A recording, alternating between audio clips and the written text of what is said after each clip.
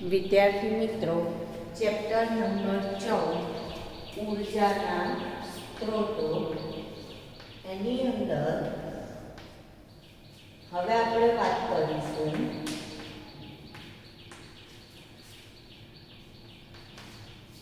જુદી જુદી ઉર્જાઓના સમુદ્રમાંથી પ્રાપ્ત થતી ઉર્જા. સમુદ્રમાંથી પ્રાપ્ત થતી ઉર્જા. તો સમુદ્રમાંથી આપણને કઈ ઉર્જા પ્રાપ્ત થઈ શકે છે? તો સમુદ્રમાંથી જે ઉર્જા પ્રાપ્ત થાય છે એમાંની એક ઉર્જા છે ભરતી ઉર્જા. જો સમુદ્રમાંથી 3 પ્રકારની ઉર્જા પ્રાપ્ત થાય. પહેલી છે ભરતી ઉર્જા, બીજી છે જે એના તરંગો આવતા હોય, તરંગ એટલે કે મોજા આવતા હોય તો એના ઉપરથી મળે છે તરંગ ઉર્જા, અને ત્રીજી છે સમુદ્ર તાપીય ઉર્જા. તો આ 3 પ્રકારની ઉર્જા આપણને સમુદ્રમાંથી મળી શકે છે. હવે પહેલા આપણે વાત કરીએ ભરતી ઓટમાંથી મળતી ઉર્જા. તો પહેલું તો ભરતી ઓટ કેમ આવે છે?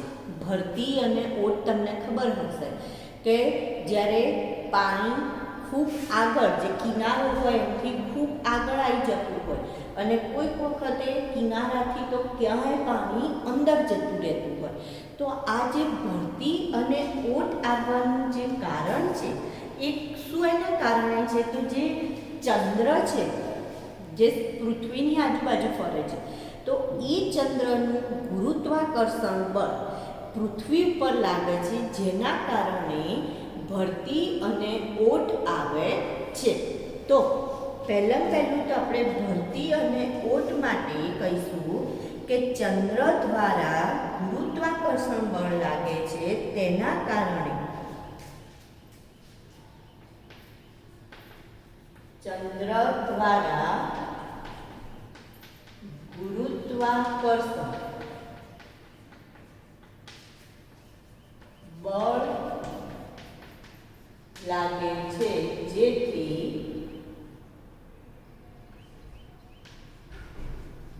સમુદ્રના પાણીના સ્તરમાં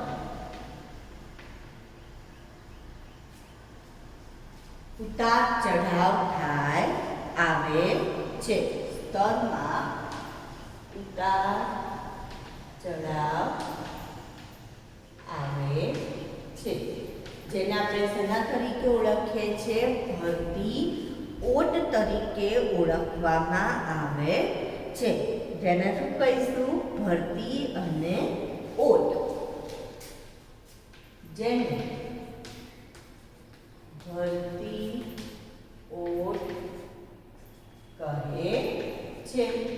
હવે આપણે જ્યારે કોઈ પણ આ જે સમુદ્રની સપાટી જ્યાં ભરતી ઓટ વારે વારે આવતા હોય, જે ભાગ પૃથ્વીનો જે ભાગ ચંદ્રની વધુ નજીક તરફ આવતો હોય એના કારણે ત્યાં એ ભાગમાં ભરતી ઓટ વારે વારે આવતા હોય.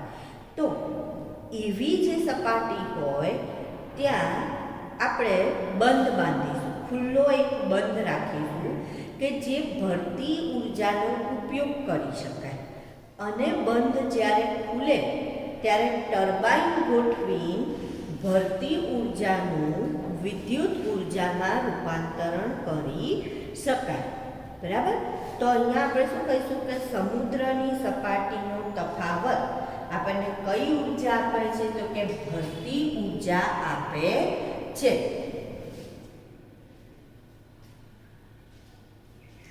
તો સમુદ્ર તરફ સાંકડો ડેમ, સાંકડો અથવા તો એક બંધ બાંધવાનું બાંધી દેવામાં આવે અને આ જે ભળતી ઉર્જા છે એનો ઉપયોગ કરી શકાય છે. બાંધી ભળતી ઉર્જાનો ઉપયોગ કરાય છે. તો હવે આમાં કઈ રીતના ઉપયોગ થશે? તો કે અહીંયા જે ડેમ છે એ ડેમમાં ભળતી ઉર્જા જે છે બંધ ખુલે એટલે ટર્બાઇન ફરશે અને ભળતી ઉર્જા શેમાં ફેરવાશે? વિદ્યુત ઉર્જામાં ફેરવાય છે.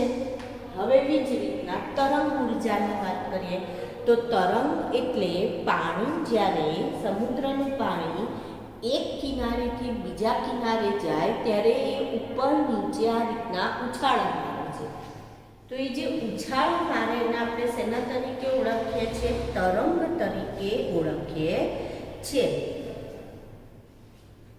તો સમુદ્ર તટ ઉપર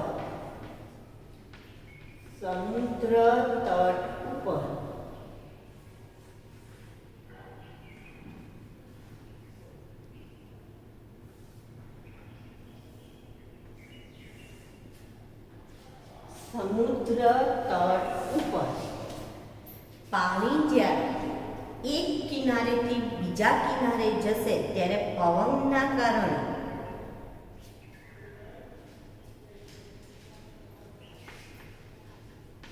એક છેડેથી બીજા છેડા તરફ જતા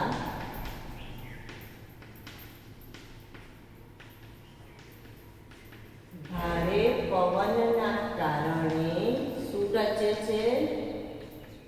તરંગ સર્જે છે. બરાબર. અને આ તરંગનો ઉપયોગ શેના માટે કરાય? તો કે ટર્બાઇન ફેરવવા કરવામાં આવે અને એમાંથી શું ઉત્પન્ન કરી શકીએ છીએ? આપણે વિદ્યુત ઉત્પન્ન કરી શકીએ છીએ. જો મોટા તરંગો હોય તો એમાં રહેલી ગતિ ઉર્જાનું શેમાં રૂપાંતરણ કરી શકાય? વિદ્યુત ઉર્જામાં રૂપાંતરણ કરી શકાય છે. તો અહીં ગતિ ઉર્જાનું ટર્બાઇન ફેરવી શેમાં રૂપાંતરણ કરાય? વિદ્યુત ઉર્જામાં રૂપાંતરણ કરાય છે. બરાબર. અહીંયા ભળતી ઉર્જાનું શેમાં રૂપાંતરણ કર્યું હતું આપણે? વિદ્યુત ઉર્જામાં. અહીંયા ગતિ ઉર્જાનું વિદ્યુત ઉર્જામાં રૂપાંતરણ કરવામાં આવે છે. અને ત્રીજું આવશે સમુદ્ર તાપીય ઉર્જા. તો આના માટેનો જે પ્લાન્ટ છે એને ઓટેક પ્લાન્ટ કહેવામાં આવે છે. તો ઓટેક પ્લાન્ટ એટલે શું? તો કે ocean thermal energy conversion plant. OTEC એટલે ocean thermal energy conversion plant. Conversion એટલે ફેરવવું, ઓશન એટલે સમુદ્ર, થર્મલ એટલે તાપીય, એનર્જી એટલે ઉર્જા. તો આ કેવી રીતના થશે? તો સમુદ્રમાં જે સૌથી ઉપરનું સ્તર છે એ સૂર્યની ગરમીના કારણે શું થશે? ગરમ થશે. જ્યારે એની નીચેનું સ્તર છે ત્યાંનું તાપમાન કેવું છે? તો કે ઓછું હોય છે, એટલે કે એ ઠંડુ પાણી હોય છે. ઉપર તરફ ગરમ પાણી છે, નીચે તરફ શું છે? તો કે ઠંડુ હોય છે. ઊંડાઈવાળા ભાગનું પાણી ઠંડુ હોય છે. તો આ સપાટીનું પાણી અને ઊંડાણના પાણીમાં તાપમાનમાં જે તફાવત હોય છે, જો સમુદ્રમાં સપાટીનું પાણી અને ઊંડાણ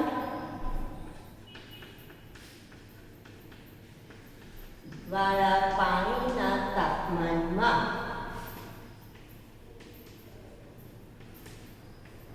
તફાવત હોય છે. આ તફાવતનો ઉપયોગ કરી જે તફાવત હોય છે એ તફાવતનો ઉપયોગ કરી શું કરવામાં આવે છે? તો કે એ તફાવતનો ઉપયોગ કરીને આપણે શું કરી શકીએ છીએ? તો કે આપણે ઊર્જા ઉત્પન્ન કરી શકીએ છીએ. ઓછામાં ઓછો કેટલો તફાવત હોવો જોઈએ? તો કે 20 ડિગ્રી સેલ્સિયસનો તફાવત હોવો જોઈએ. ઓછામાં ઓછો કેટલો તફાવત હોવો જોઈએ? 20 ડિગ્રી સેલ્સિયસ જેટલો તફાવત હોવો જોઈએ. 2 કિલોમીટર સુધીની ઊંડાઈમાં 20 ડિગ્રી સેલ્સિયસ જેટલો તફાવત હોય. 2 કિલોમીટર સુધીની ઊંડાણમાં 20 ડિગ્રી સેલ્સિયસ જેટલો તફાવત હોય ત્યારે આ પ્લાન્ટ ગોઠવી શકાય. નહીંતર નકામું પડે. બરાબર. હવે આની અંદર શું કરવાનું છે? તો આની અંદર સૌથી પહેલા પાઇપ દ્વારા જે એમોનિયા છે એ એમોનિયાને બાષ્પમાં ફેરવવામાં આવે છે. જે પાણીની વરાળ છે, સપાટી પરનું ગરમ પાણી છે, એના દ્વારા એમોનિયાને ઉકાળવામાં આવે છે. જો જે પ્લાન્ટ છે એ કઈ રીતના કાર્ય કરશે? તો સપાટી પરનું પાણી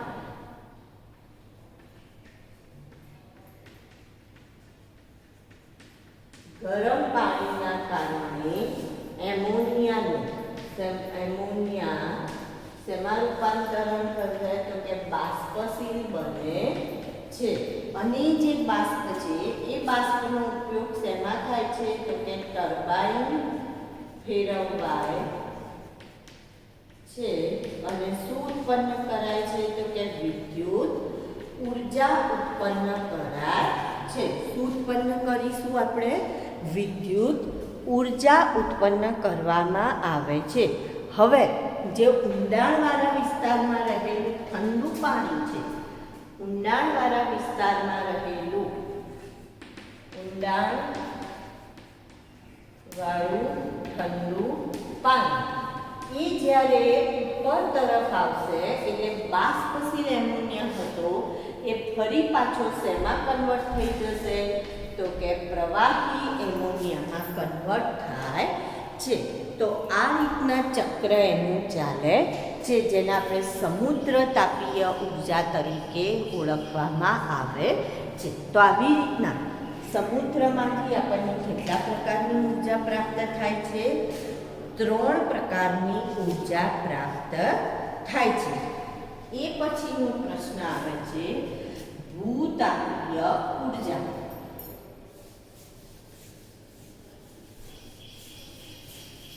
તો ભૂતાપીય ઉર્જા એટલે શું? તો જમીનની અંદર નીચે જે ખડકો છે એ ખડકો પીગળેલા સ્વરૂપે રહેલા હોય છે. જમીનની નીચે ખડકો કયા સ્વરૂપે હોય? પીગળેલા સ્વરૂપે હોય.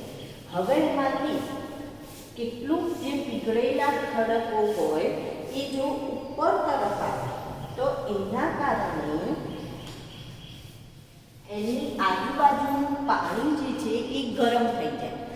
અને એ ગરમ પાણીનો ઉપયોગ, જેને આપણે ગરમ પાણીના ઝરા કહીએ છીએ, અને એનો ઉપયોગ, એમાંથી જે વરાળ નીકળે એ વરાળનો ઉપયોગ આપણે ટર્બાઇન ફેરવવા કરી શકીએ અને એમાંથી વિદ્યુત મેળવી શકીએ.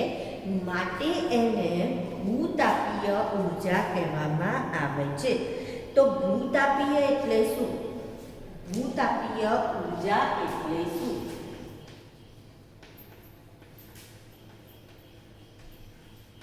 અથવા તો એક પ્રશ્ન છે કે હોટ સ્પોટ, ગરમ બિંદુ,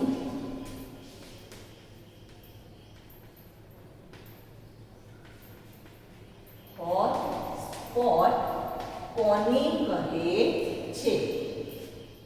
હોટ સ્પોટ કોને કહે છે અને તેમાંથી ભૂતાપીય ઉર્જા કેવી રીતે મેળવી શકાય છે?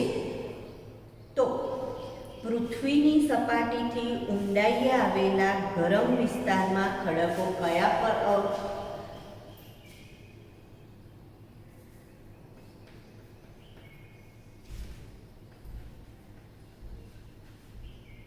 પૃથ્વીની સપાટીથી ઊંડાણે આવેલા ખડકો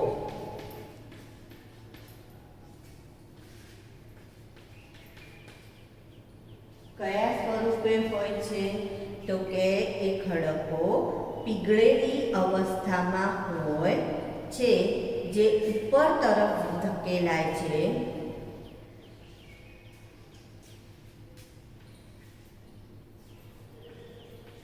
પીગળેલી અવસ્થામાં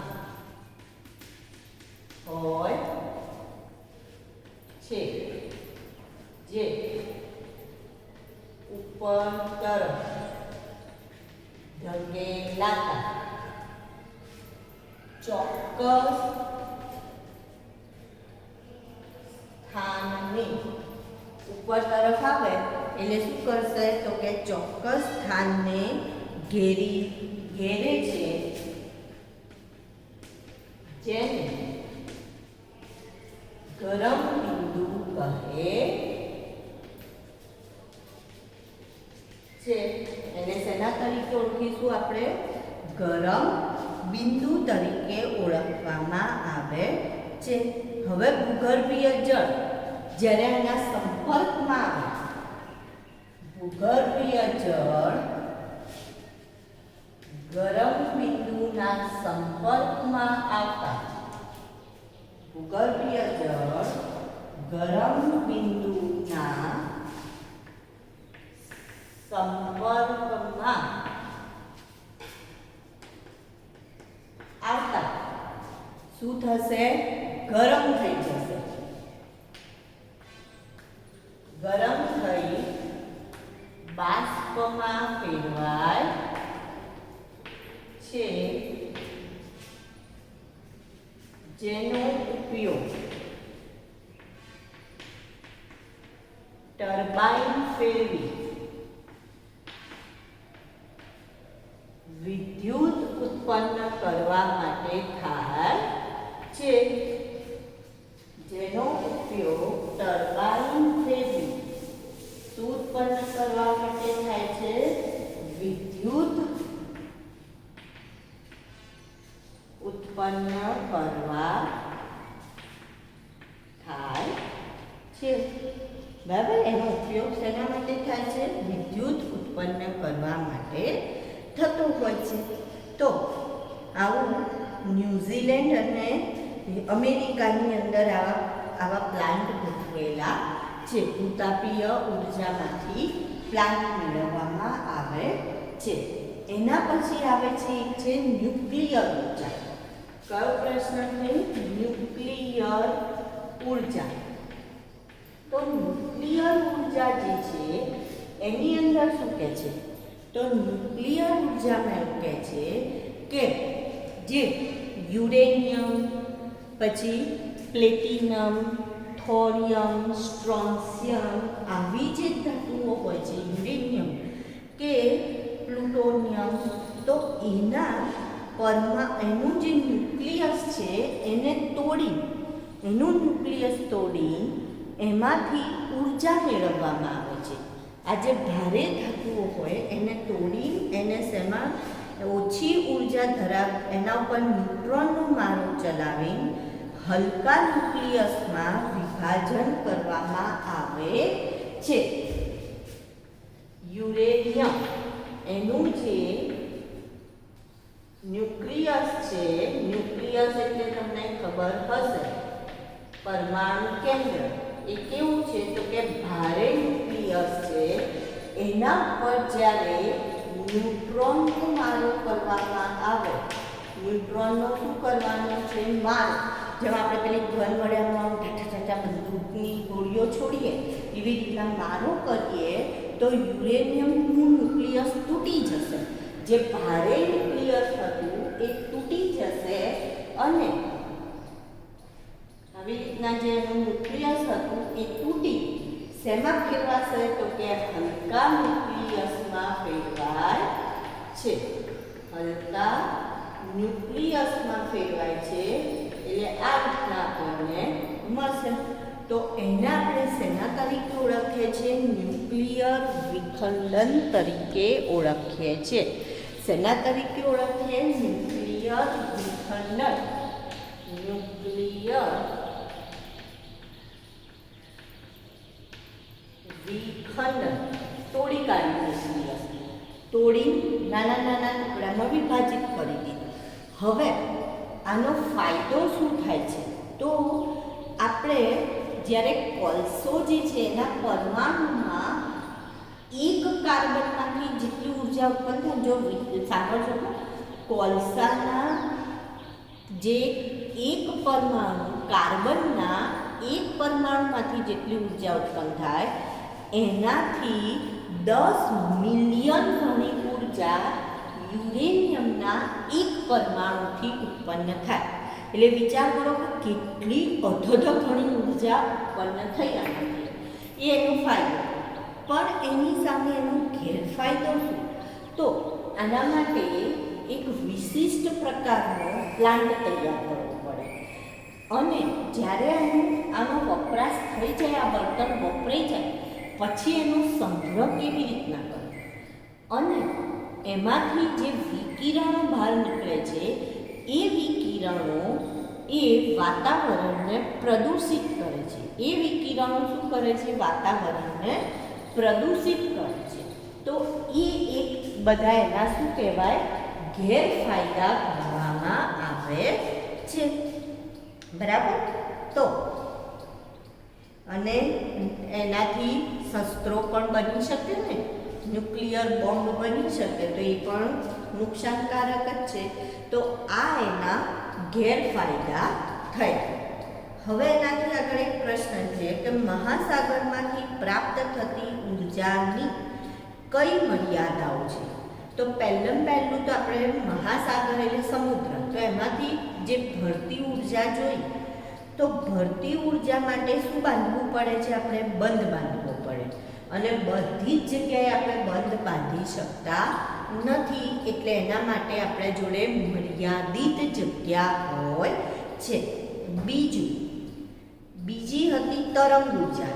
તો જે જગ્યાએ તીવ્ર પવન ફૂંકાતો હોય ત્યાં જ આપણને તરંગો જોવા મળે અને તો જ એ ઉર્જા ઉત્પન્ન કરી શકે. એટલે એ પણ એક ખામીયુક્ત થઈ ગયું. અને ત્રીજું કે જે સમુદ્ર તાપીય ઉર્જા છે એનો ઉપયોગ કાર્યક્ષમ રીતે કરવો થોડો મુશ્કેલ હોય છે, કારણ કે જે પ્લાન્ટ બનાવવાની જે વાત છે એ, કારણ કે એટલા ઊંડાણે જવાનું, ત્યાંથી એ પાણીને પાઇપ દ્વારા ઉપર લાવવું, એટલે આખો જે પ્લાન્ટ એની અંદર ગોઠવવામાં આવે તો કેટલીક વખતે એને કાટ લાગી જાય, બહુ બધા પ્રોબ્લેમ્સ થતા હોય. તો એ પણ એક આપણા માટે મુશ્કેલ ભર્યું છે. એવી જ રીતના ઉર્જા સ્ત્રોતની પસંદગી કયા પરિબળો પર આધાર રાખે છે? પ્રશ્ન છે કે ઉર્જા સ્ત્રોતની પસંદગી કયા પરિબળો પર આધાર રાખશે? તો તમે કેવું ઉર્જા સ્ત્રોત પસંદ કરશો? તો પહેલો જે પ્રદૂષણ ન કરતો હોય, પુનઃ પ્રાપ્ય હોય, જેનાથી આર્થિક ફાયદો થતો હોય અને જેનાથી જે સરળતાથી પ્રાપ્ત થતો હોય. એ જે પ્રદૂષણ ન કરતો હોય, સરળતાથી પ્રાપ્ત થતો હોય, પુનઃ પ્રાપ્ય હોય અને જેનાથી આર્થિક ફાયદો થતો હોય, તેને આપણે એવા ઉર્જા સ્ત્રોતની પસંદગી કરવામાં આવે. એના પછીનો એક પ્રશ્ન છે કે પ્રદૂષણ રહિત 2 ઉર્જા સ્ત્રોતના નામ આપો. તો એક છે સીએનજી અને બીજું છે સોલર સેલ.